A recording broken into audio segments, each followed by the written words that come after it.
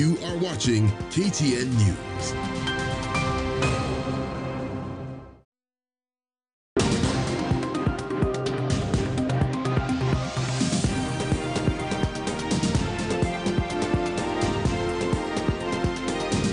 KTN News.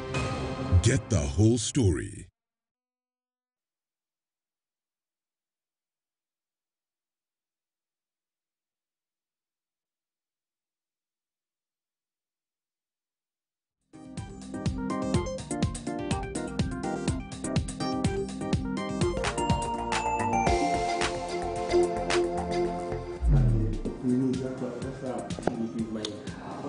Welcome back to the second part of Morning Prime, and this is where we tend to discuss what we call the reading room and books. And today I'm really stoked and beamish because we have one of the stalwarts of mainstreaming taxes in this country, and he's written a seminal book that you should get because it is a rich repository of knowledge as far as his autobiography is concerned and as far as the tax regime in this country is concerned. When we talk about the national debt that we are saddled with, right, during his tenure, MG Waweru, or as we know him, Michael Waweru, was very pivotal in this country in mainstreaming the revenue collection in this country. Almost 95% of revenue collection in this country was geared towards development. We were generating our own revenue without even borrowing, and that was during the tenure also of President Mwai Kibaki. I want now to just sit down with him and talk about what really happened during his tenure and how they were able to actually turn around the tax regime during that particular time. In comparison to what we're going on, or what the country is going on right now with the grappling of the debt issue that is saddling, you know, the whole country, and which is seem to be going off the rails completely. Allow me to introduce Mark Waweru. Thank you for joining us, and we are glad at least this is the first port of call as far as talking of your book is concerned. This is a book that I'm talking about, Kenya's Tax Czar, the autobiography of MG Waweru. Right, thank you for joining us on Morning Prime. Thank you very much. I'll go straight to it. I can see also you have a forward there from His Excellency President Mwai Kibaki. Yes. And when we remember President Mwai Kibaki, is the fact that President Mwai Kibaki also made sure that he turned around the tax regime in this country. Those were the days even the banks will really, be begging, you to come and take loans. There was, money circulating in the economy compared to what is going on right now in the country. Tell us, first of all, why did you decide to come up with this book? Thank you. Thank you very much, Alias. First of all, I thought I should put my own autobiography out there for people to have a look at. Yes. Over time, I thought maybe one should write one story instead of leaving it to other people to write. And I thought I might even have an opportunity to inspire some people so that they also realize that considering my background, you can get somewhere with your own life and achieve something that you'd be proud of. So I wrote the book because I believe there is something that I can inspire people to. Fantastic. So just looking at the book itself, because you are at the tenure of, that particular seat for almost 9 good years. Yes. Yeah. And what, first of all, prompted you to make sure that you turn around, of course, that particular seat, where we have a country that is saddled with debt? I want to know, when you're getting into the office, what did you find, and what did you turn around as you're exiting after 9 good years? Let me tell you the story. There is a time that I saw President Moi, former President Moi, saying he was going to negotiate with donors himself because apparently he was not happy with the work that was being done by Chris Okemo and Mika Cheserem in their interaction with the international lending organizations like IMF and World Bank. So he said he was going to do it himself. But I thought when you're head of state, he's going begging it means that the country, you are all beggars, really. So I thought when I got there, having known Kibaki over the years, yes, having worked with him, yes, I remember he had an accident before that, yes, and he wasn't quite well even when he was taking over. I thought the first thing I should do is to save him from that, having to go and talk to them, to shield him, to make sure that he can meet with them on equal footing, and therefore financing your own development, financing your own recurrent expenditure became very, very crucial. So that was my motivating factor. So why did you find it apropos for you to go to President Kibaki himself and have him also have, the forward, write the forward for you? Because I worked for him. Because you worked for him. I worked for him. I have known him for a long time. When he writes, whatever he writes here, he believes it. Yes. All right.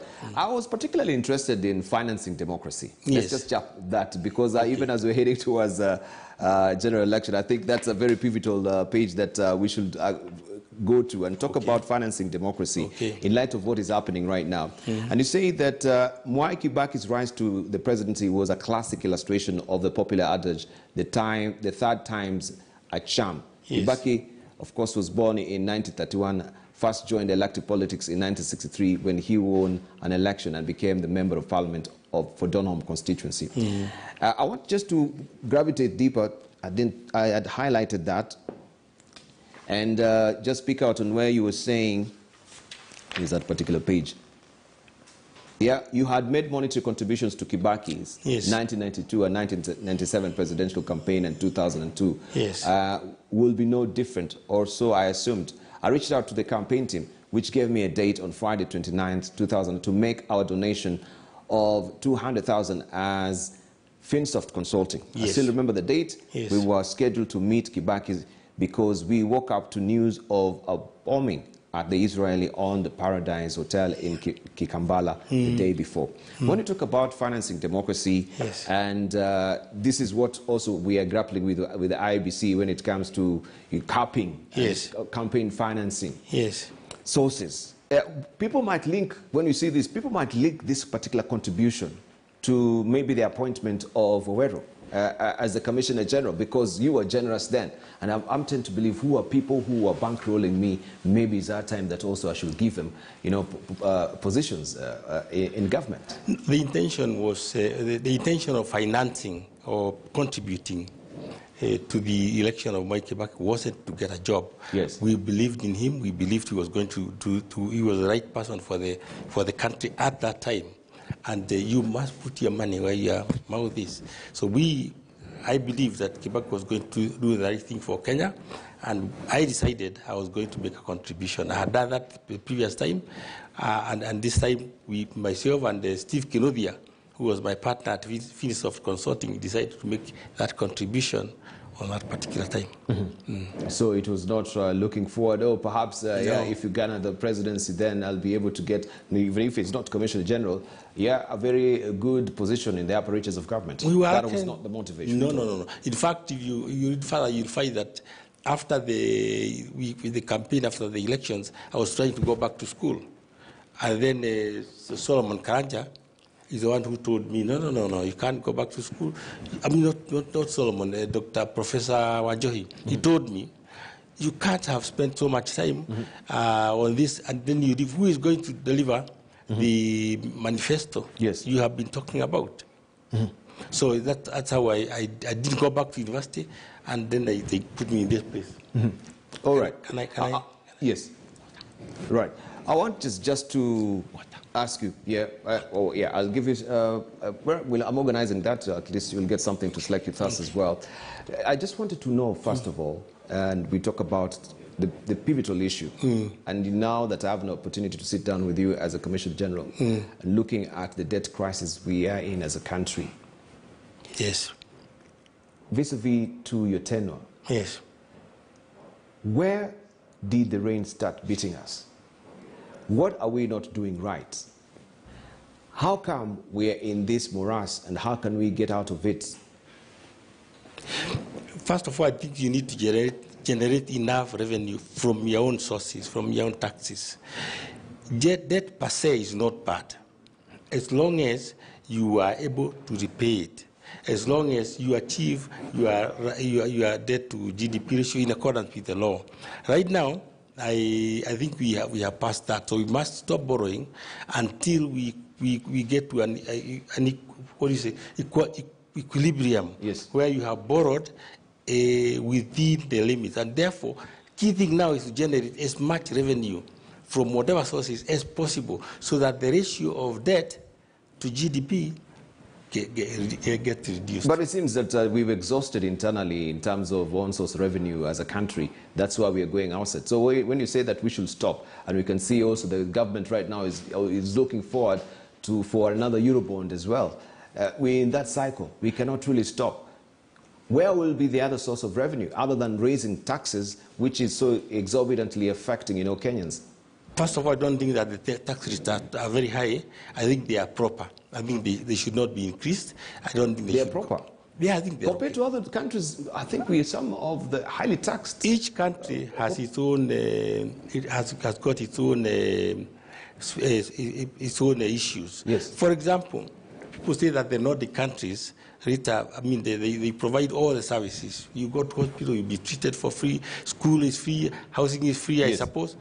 But then they pay more than 50% of their income in taxes. But that is reflected. We can see the services. Yes. Yeah, we have our children are going to school. Yes. We have roads, they're prim and proper. Yes. We have systems which are running. Yes. I mean, everything is efficient. I won't really mind if I'm paying 50%, yeah, of my salary towards is being, taxed. Yes. And I'm seeing the commissionerate services prim and proper working. Everything is rolling out as expected. But in this country, we have all these exorbitant taxes that the commissionerate services are not matching what you are getting. You are getting what you are paying for. You are getting the services which we pay for. So if they increase the tax rate, then they can increase the services they are providing. Remember, the tax rate is 30%, that highest tax rate. So you are getting what you are paying. If you can't get more, unless you have resources, you have natural resources, and you don't as a country. So from your own assessment, you think we are not yes. we've not, but in terms of borrowing, haven't we also crossed the threshold? They normally say the red line that we have, gravitating towards the 75%. I don't think so. As long as the debt is being used for development purposes, which will enable the country to generate more revenue, we are okay.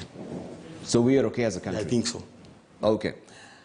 Let's talk about the recent State of the Nation address, just briefly, and I'll take you back also to your book, because I wanted to know, first of all, we had Kenyans taking special umbrage that the president is really boasting about, the revenue generation has increased. And they were asking, yes, it has increased. Yeah, compared to what? To the increased taxes. What was your reaction when you heard that from the president? At the level of the tax rate, yes, there has been no increase in the tax rate. When he says there has increased, it means there has been greater production, there have been more people employed, and they are the ones who are contributing the taxes. But we are looking, and there is let's just go to the VAT and look, yes, it was... during the coronavirus, it went back to 16%. Yes. Yeah, looking at what you're paying. Yes. And I believe maybe you came via using an Uber, or maybe you also driving as well. But still, you're getting that, choke point when that pain, when you are actually paying for your fuel. Yes. At the highest. Yes. It's never happened in this country as what we're paying right now. Yes. And people are claiming all this is due to taxes. Look at the power, your electricity at home as well. If you look at the breakdown of it, yeah, you'll find all of that is going towards taxes. No. So when you say tax is not increasing, what then are we talking about? It's not going to taxes. If you look at the price of a petroleum product, the exporting countries are actually increasing the prices. Now the tax is based on the percentage of the price. So it goes up. Perhaps maybe they should change the formula so that it's specific rather than being a percentage. Then it doesn't go up as the prices go up internationally. All right, let's talk about student turned teacher in your book as well. Yes. Will you tell us the highlight of that just give us a journey, because I know we just want to tease out. We don't really talk about economics. We talk about what is in the book. Yes. And from your journey, how you began, how you became to be now the Kenya's tax czar as well. Just briefly, as captured in your book. Students to teacher, where did it begin? Well, what happened is before we went to school, our father made sure that we knew how to read and write. So your father taught you how to read and write? My father taught me how to read and write. He had taught himself. He was never, his father didn't take him to school. My grandfather did not believe in education. But my father taught himself, even in classes, to read and write, and he made sure that each one of us was able to read and write when going to standard 1. So when I went to standard 1, I could read, I could write. So the teacher allocated part of the class to me to teach. And I taught them until one of the students became so good that she was also given third of the class. So we were 3 of us, the teacher, myself, and that young lady, teaching that third of the class, so that we all knew how to read and write. Yes. So you knew how to read and write? I knew how to read and write. Yes. Just give us your journey there. Yes. Once you started reading, of course, you went through the system, you went to university. Give us just in a nutshell, how did it begin that now you became a tax czar until you went, to the FinSoft consulting, to the politics of it, and now finally you in the office? I wish I could get some water. Yes. Some water. Some water. Right. I'll organize that. We'll get some water in momentarily, so you can slake your thirst as well. But can you continue, please? All right. So then from standard 1, that's 1959, went to standard 2, went through from up to standard 7 in Goka Primary School. We started the school in the village, and then the school moved to another location about 5 kilometers away. That's where we were walking. We would walk there every morning. And from I did my KCP in 1965. I achieved B minus in English, B in general paper, and B in mathematics. I was admitted at Kilgoya Boys High School. Kilgoya, yes. In Kilgoya. And I was there from 1966, 66, 67, 68, 69. I did my O-levels in 1969. I achieved Division 1 of 18 points. My best subject was English, Division 2, and my worst was history, credit 5. I wanted to be a lawyer. I really wanted to be a lawyer. So in my mind, to be a lawyer, you require to do history, English, and economics. Yes.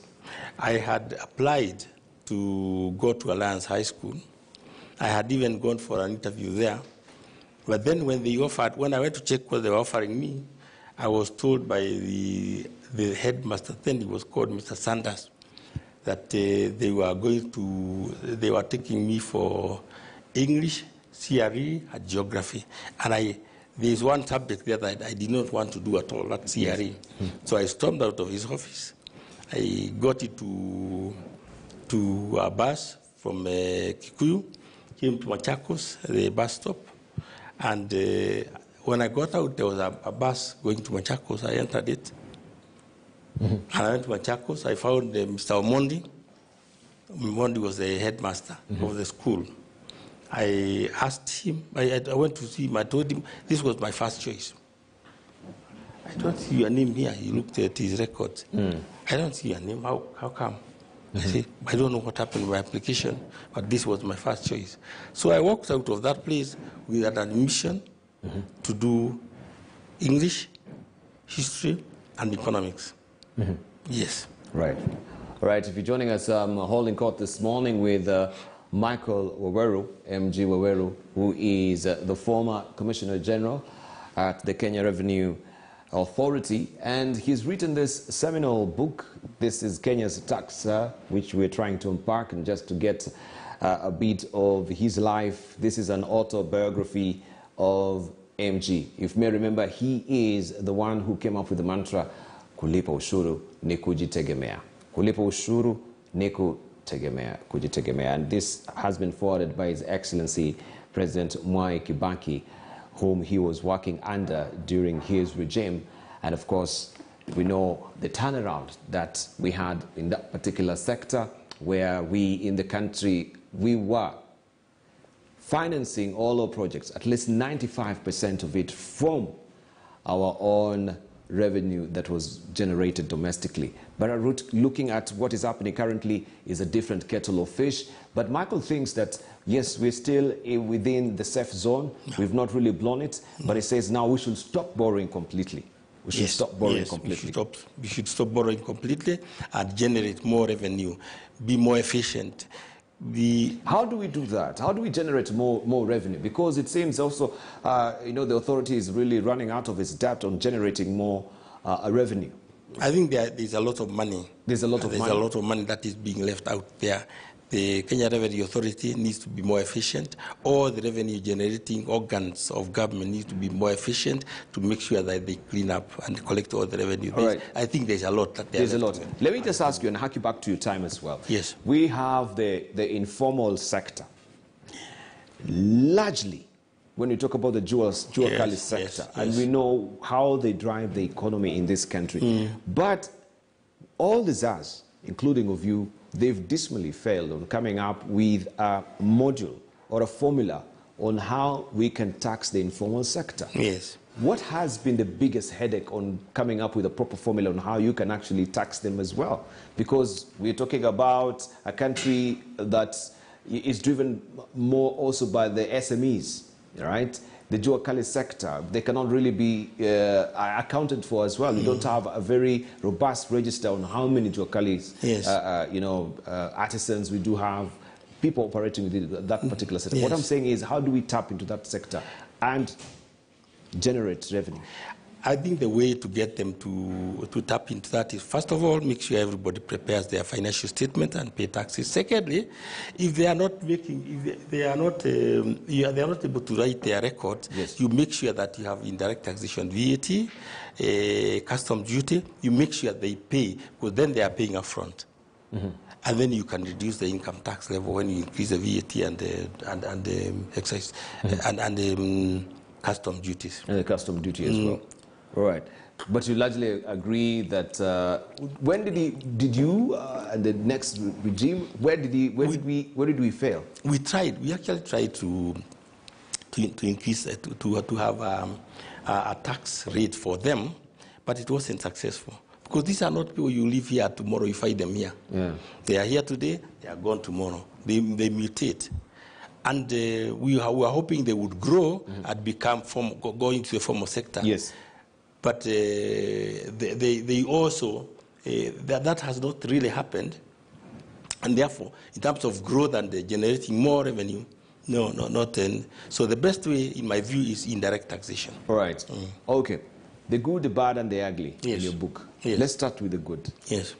Tell us about the good that in your journey as a Czar, in your journey, building up to as Kenya's tax czar, what has been the good, what has been the bad, and what has been the ugly? Let it all hang out today. In terms of the good, for me, the support I got from the then president was fantastic.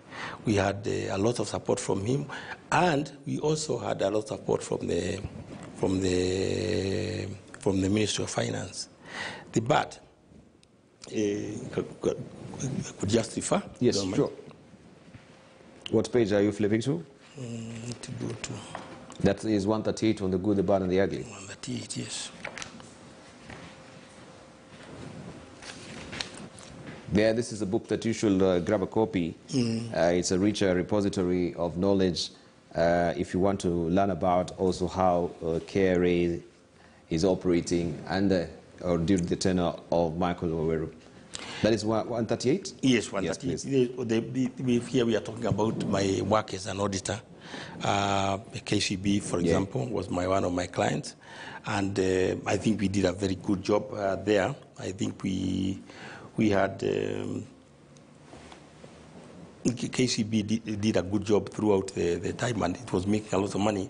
But we had other challenges. For example, I was also auditor in charge of Trade Bank, which collapsed, as you remember. Yes. Those are some of the things that you think about. Could I have helped? Could I have done something different? Could I have, if I had, internally you ask yourself, did I miss something in my work that would have probably have warned people or saved the bank, or could I have done something that would have saved the bank? Yes. So looking back in retrospect, you think you let down the bank largely? No. What would you have done different going to the younger self, so to speak, or going here to yourself as the Commissioner General then? First now of all, that you've been out of, they normally say that you cannot see the picture if you're in the frame. Now Yes. that you're out of the frame, you can clearly see the picture. So what different will you have done to actually salvage Trade Bank? I think what we would have done is not salvage, because if you are not running the bank. Of course. The auditor comes at the end of the exercise and you report. So you are like On advisory role. yes, and you come at the end. You see the year has gone. Yes. You're coming to look at what they've done throughout the year, look at the records they have kept, and then you report on them.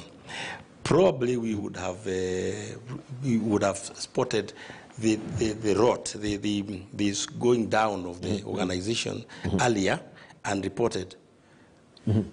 But remember, an auditor is bound by professional ethics not to talk about his client unless it's a bank, you can talk to central bank. So we could probably have helped the Chase, what do you call it? Trade Bank. Trade Bank. Yes. At that time, but it was we were coming at the end, and they ran it, but they ran it for the election of 1992. All right. Right. Talk to me also regarding the meeting that you were called for by then the Finance Minister, Chris Okemo. Why were you called for this particular meeting, and what was the context for this particular meeting? We were called for this meeting because I was at that time the statutory manager of the bank.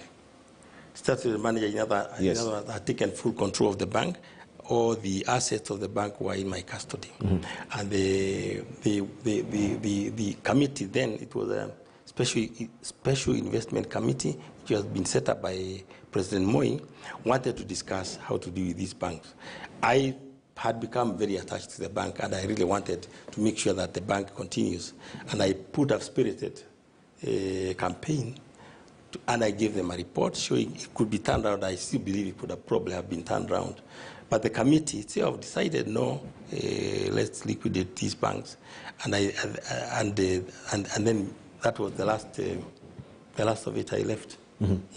Okay, so looking back, especially during your tenure as the Commissioner General, yes, and we have the upper reaches of government. Yes, we have people who they sort of are watching over you, or they make calls in regard to taxes. Yes. We have some sacred cows. Maybe this will be the opportunity to tell us, did we have any sacred cows in this country during your tenure that were not amenable to paying taxes because they felt they're special? Let me tell you, when I joined the authority, I had a 30-minute handing over from John Munge, who was my predecessor. There was a line there. He told me, if this line should ever ring, even if you are in the loo, you must come and answer it, because that's where you will get instructions from the president. So I never touched it. I kept looking at it. It never rang. It never rang? It never rang. The sacred cows one would be referring to, there are a number of people. I got a call from somebody asking me. I got to his office because there were some people who we wanted to help, and I said no, I will not come because we deal with tax matters in your office. Then another one called me telling me that we had issued an agency notice. An agency notice is a notice you give the bank to tell them all the money in so-and-so's account, you remit it for payment of taxes. And so this gentleman had gone to the boss's office to ask for intervention. So when I was called, I said again, sorry, I can't take instructions from you because that's not your role. Even my minister of finance cannot tell me not to collect taxes from one person and collect from another. And I think he understood.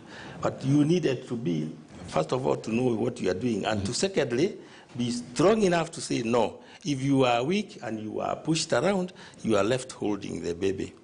Because if you don't collect the taxes, then you are the one who is responsible for the shortfall. Yes. All right. Were you at any moment during your tenure at a very difficult place where you felt your conscience, is being tempted, and you could violate your conscience, and you torn in between doing the good and doing the wrong, and this gave you sleepless night? Can you recall any moment where I was wrestling with my conscience? Yes, of course. There has to be, Yeah. Yes. Yeah. I don't remember any particular incident, but throughout, whatever you are doing your work, you are always wondering whether you are doing the right thing. You are always wondering whether you could have done it differently. But in terms of my conscience, I knew I was clear. My job was to collect taxes for the government. My job was to make sure that President Kibaki did not have to go there begging.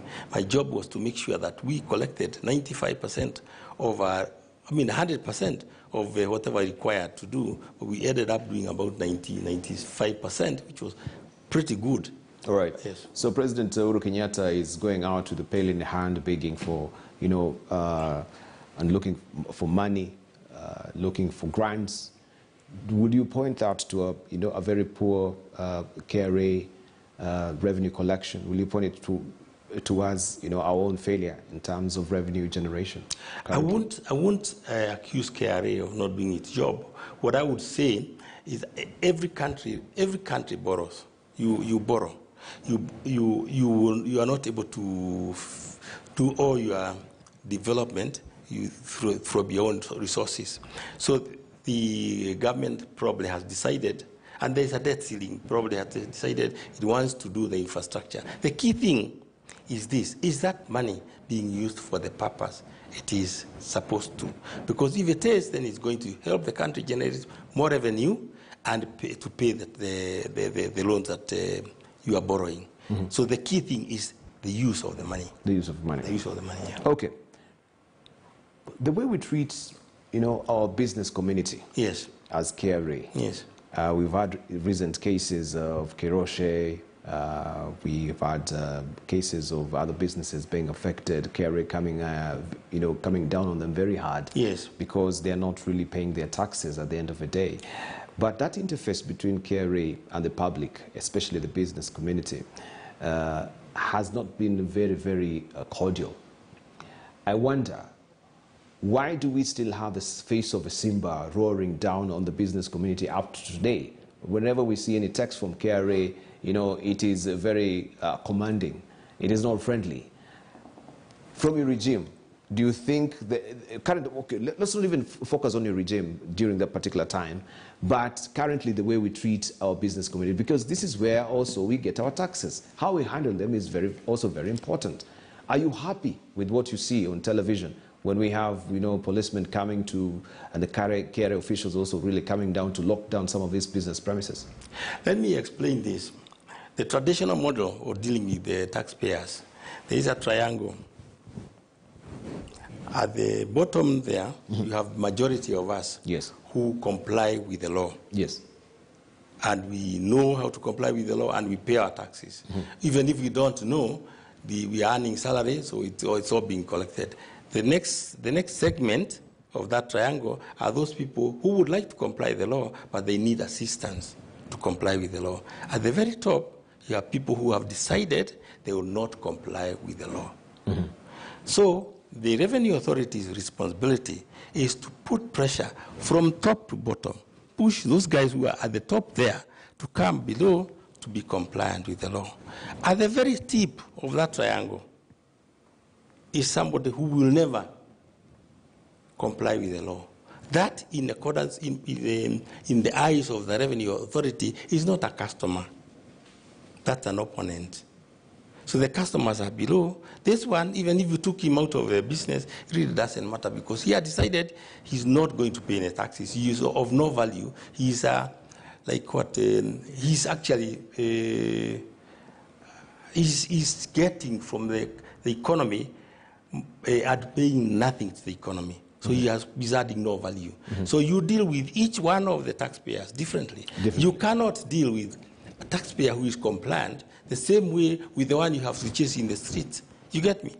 The one you have to chase in the street, you treat rough. And the authority has got all the tools to use to make sure you comply, even closing down your factory, even closing down your business.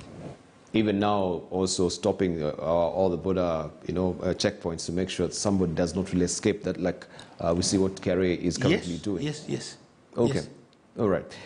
Allow me now to gravitate the conversation towards you as a person. Yes. And what you, of course, you from success to significance. Yes.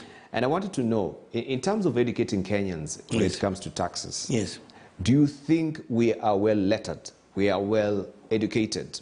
Are we still illiterate? Yeah, we could be saying, yeah, we've gone to school, but matters taxes, Kenyans remain to be none the wiser. I wonder what you were doing during your tenure and what currently KRA is doing, if you can make any comparison. Do you think there has been an all-out effort to make sure that Kenyans understand what taxes are all about? That's an area I think that can be improved a lot more. By not just KRA, by everybody involved, even the Ministry of Education. I actually believe that civics, which was taught in primary school, should include the studying of taxes. First of all, you explain to the people, the young kids, why they have to pay taxes, what finances, whatever their education, their medical facilities, their roads and infrastructure is from taxes. And you try and make them appreciate that if you don't pay taxes, you will not get the services. So that could be that would be one of the topics to be taught in civics in school.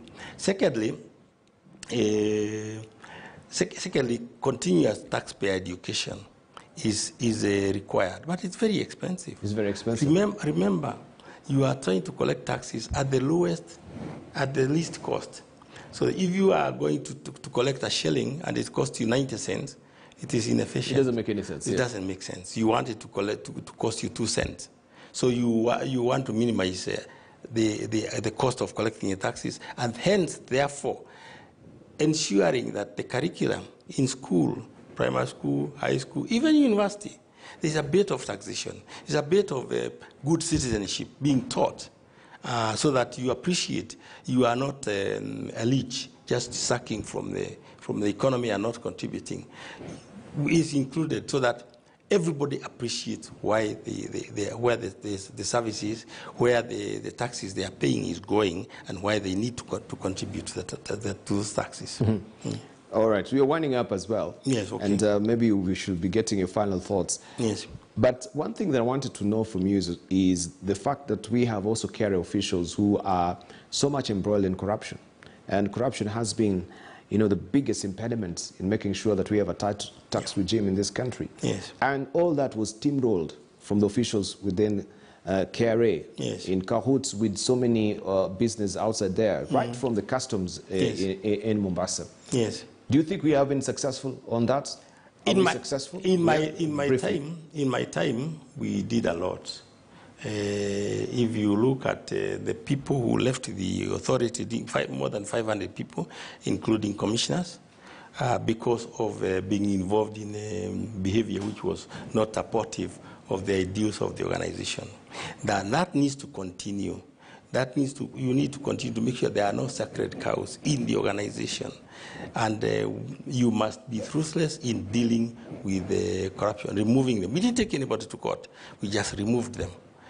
Perhaps we should have taken some to court, but you know the court process here takes a long time and you are tied in there.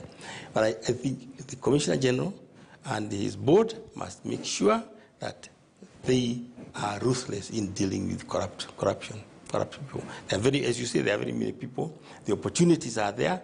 And when you make a deal, I mean, like I'm coming to audit you for income tax purposes, yes. And in your office you offer me 20 million shillings, nobody will know, so I take it away. But if you follow somebody's lifestyle, you should be able to determine. If you look at how the tax issues have been resolved between the taxpayer and KRA, you should be able to ask, hey, how did we get over this? There must be something that happened between this, and then follow up and see what requires to be done. With regards to customs, again, you follow up and make sure that everybody is paying what they're supposed to do in terms of VAT, in terms of... Right. Michael Waweru, thank you very much for coming through here on Morning Prime. We really appreciate your input, and thank you for this good salutary work that you've done.